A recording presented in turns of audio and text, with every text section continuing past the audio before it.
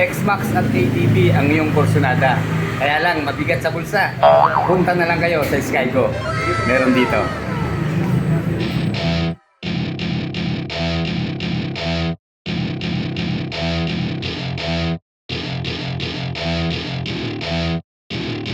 Welcome to my party, we're just getting started. A life is a dream or a nightmare scarring. Hand me a drink cause I think I'm going all in. Get me a shrink who can catch me when I'm falling. Cover up my scars, flip the handlebars. Crashing in my car, wake up in a bar. I'll be a superstar, just on my avatar. This world is so bizarre, empty out the reservoir.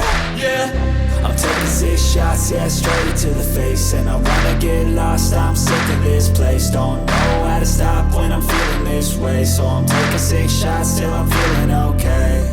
I think I'm going crazy, don't think I'll get home safe. So I'm taking 6 shots, all straight to the face. I'm taking 6 shots, are you coming with me? I'm taking 6 shots, yeah, straight to the face. And I wanna get lost, I'm sick of this place. Don't know how to stop when I'm feeling this way. So I'm taking 6 shots till I'm feeling okay. I think I'm going crazy, don't think I'll get home safe. So I'm taking 6 shots, all straight to the face. I'm taking 6 shots, are you coming with me? Sometimes you need to let loose, grab your... Alam niyo mga riders, last year na ni-review natin ito. Marami talagang nanood at talaga namang napakaganda ng kanyang itsura sa personal. Okay, i-update ko po kayo ngayong February 1 na, 2025. Ayan, sa mga Valentine's Day na single, okay lang yan. Mas maganda naman ang single kaysa double. Walang aawat sa atin mag-upgrade ng motorsiklo, di ba? So, sa mga may date naman, tamang-tama ito. Kung wala pa kayong motorsiklo, pag-isipan nyo po at napakagwapo po talaga ng dalawang ito. Masasabi natin na talagang inspired po ang Bolt 150 ng Skygo sa X-Max, di ba? At dito naman sa ADB ng Skygo, itong KTB, wala ho siyang pinagtularan. At unique design po ito ng Skygo.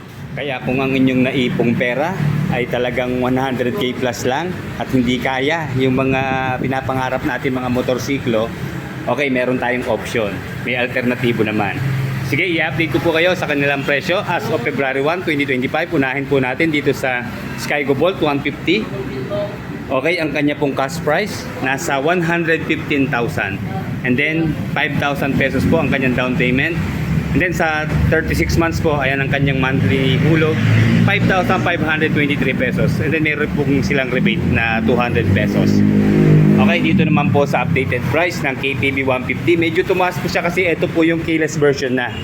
Kaya yan, mataas po siya ng 3,000 sa Bolt. Ang KTB po ay nasa 118,000 sarado ang kanyang cash price. 5,000 din po ang kanyang down payment. At 5,623 po ang kanyang monthly installment sa 3 taon. Mas mahal po talaga kapag ADB ang kategory ng isang motorsiklo kagaya po nitong KTB. Kasi syempre dual sport na siya, pang on and off road po ito. Okay mga ka-riders, malaki na rin ang naging improvement ng mga China motorcycle, di ba? Nag-level up na sila. Unang-una sa kanilang mga lighting system, kadalasan sila po yung naka full LED na. Unang-una dito po sa Bolt. Ayan, kita nyo naman yung kanyang twin headlight o yung kanyang split headlight. Full LED. Then nakabukod yung sa kanyang passing light dito sa gitna, di ba? And then dito naman tayo sa KTB. Ayan, may DRL siya nasa gitna. Then full LED rin po yung kanyang round shape na headlight. Dito po nakapwesto yung kanyang passing light. And then sa turning signals, ito nakabukod po yung turning signals na flexible. Maganda to, mataas ang pwesto, di ba? Kitang-kita. And then dito naman po sa Bolt, tama lang din yung pwesto ng kanyang turning signals, hindi kababaan. Halos nasa gitna na siya. And then full LED po sa turning signals. Futuristic yung design ng kanyang taillight. Full LED po siya. Itong parang letter T, yan po yung kanyang taillight. And then ang stoplight po dito sa dalawang gitna na to.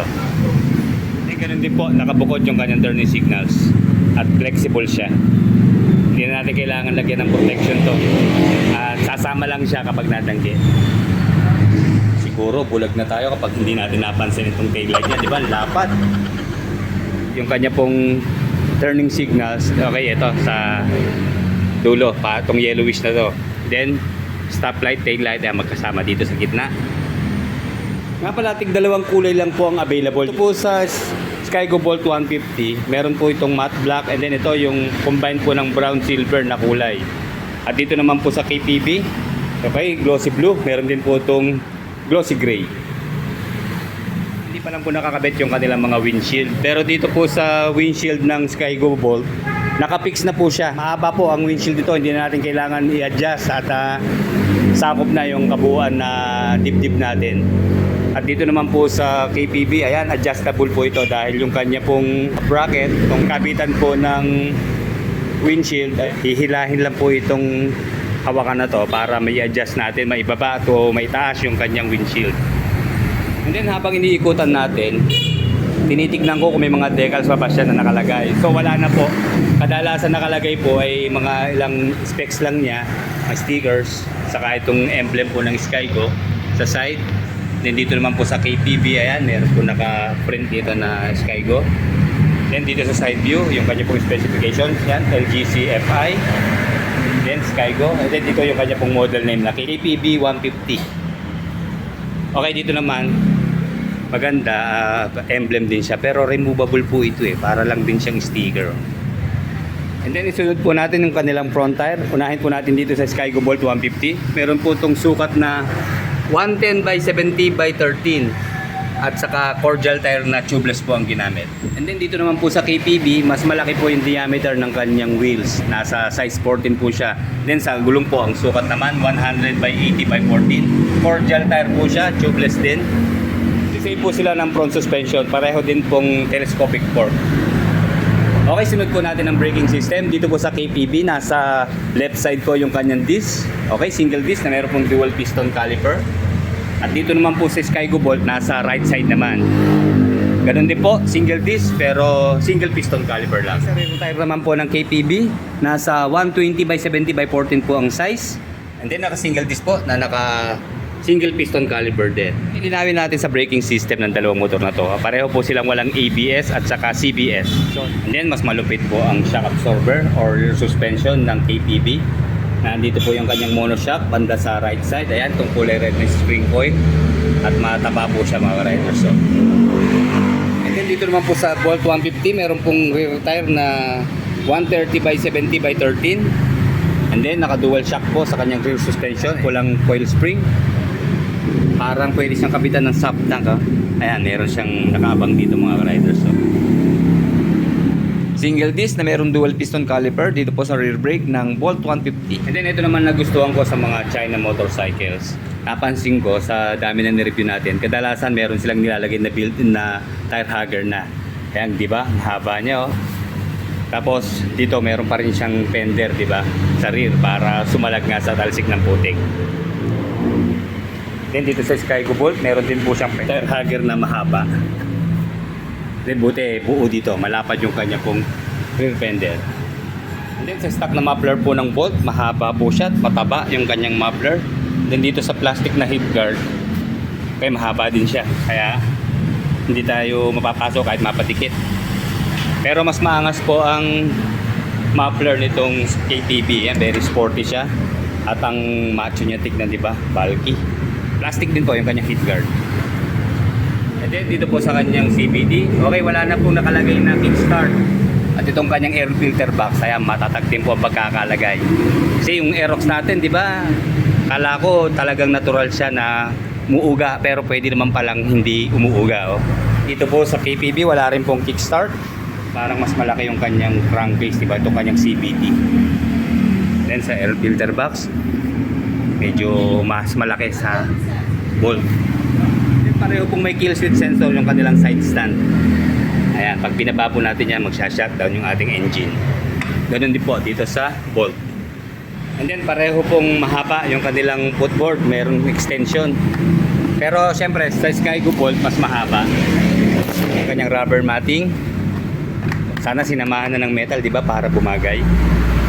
And then dito naman po sa Skygo Bolt, ayan, mas mahaba po dito. Ayan, meron pang another na extension dito para pag mag-stretching tayo pag nangangalay na. Almost the same po sila ng texture ng kanilang seat cover. Pero mas quality po dito sa Bolt kasi yung ganda ho ng kanyang double stitch dito na kulay red.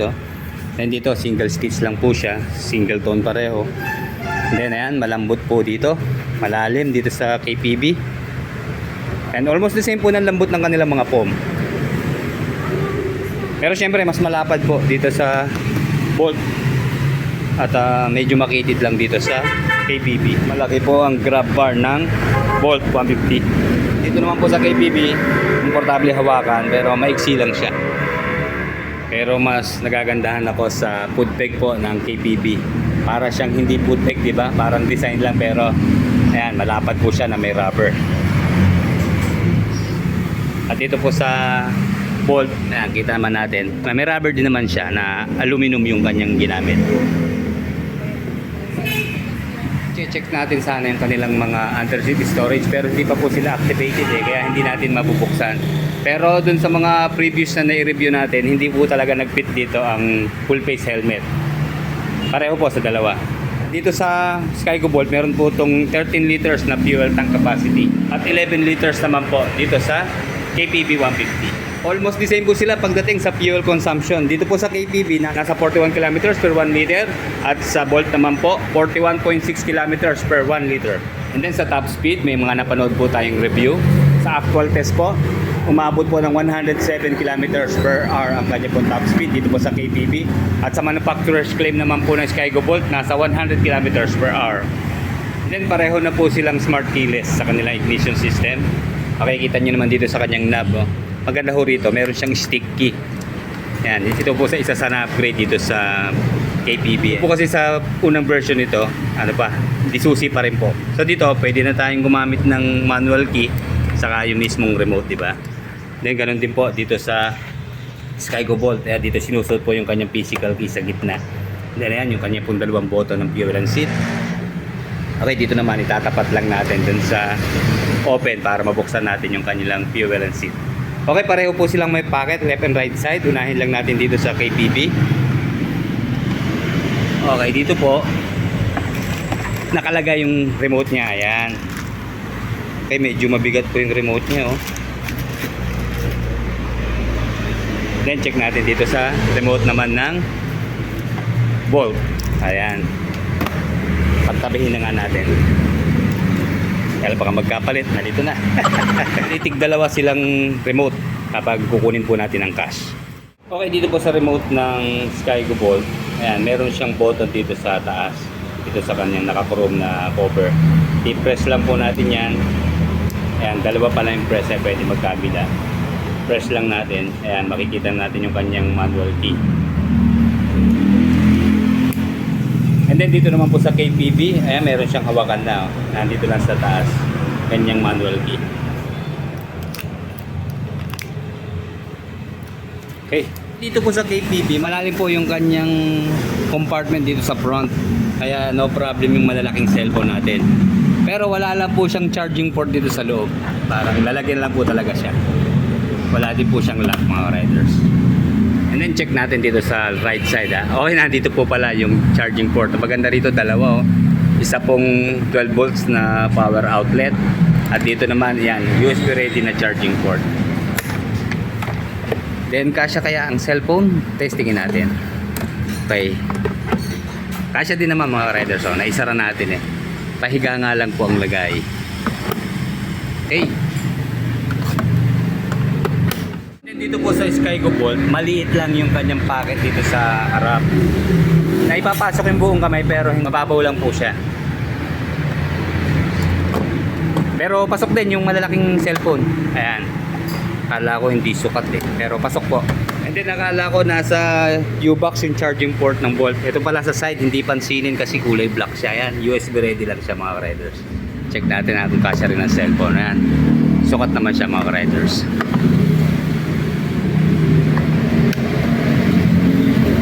Pagdating sa kanila pong mga digital panel, mas lamang po ang Skygo Bolt. Meron siyang parang tablet dito na may siguro size 7 inches tong kanyang TFT display. Then dito naman po sa KPB, maliit lang siya. At hindi ho ito Technicolor, hindi kagaya po dito sa Skygo Bolt. Iba-iba ho kulay niyan eh. Pero mas gwapo naman pagdating sa handlebar.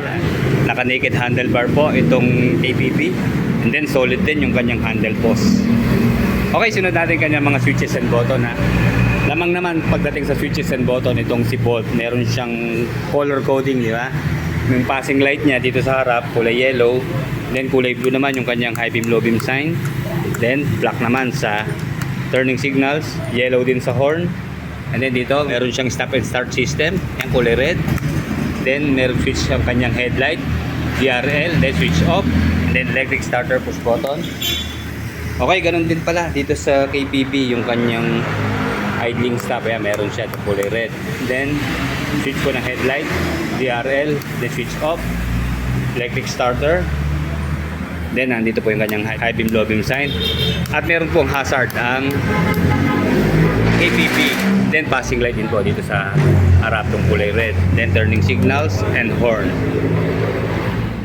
Same engine specs din po ang Bolt at KPB, 4-stroke, single cylinder, 2-valve, single overhead cam, liquid cooled sa kanilang cooling system. Pareho po sila fuel injected na sa fuel supply system. And then 150cc displacement. And then unahin natin sa performance po ang KPB 150. Meron po siya maximum power na 12.1 horsepower at 8,500 RPM and 11.8 Nm of torque at 5,000 RPM. Dito naman po sa Skygo Bolt, meron po siyang maximum power na 12 horsepower at 8,500 RPM and maximum torque of 11.5 Nm at 5,500 RPM. Okay, sige mga ka-riders, hanggang dito na lang. At yun muna po ang update dito sa dalawang motorsiklo na to. Wala naman po na bago sa kanilang mga specification. Kaya kung interesado po kayo, pasyalan nyo lang po dito sa Skygo Santa Cruz, Laguna. Available na po dito ang Bolt at saka KTV.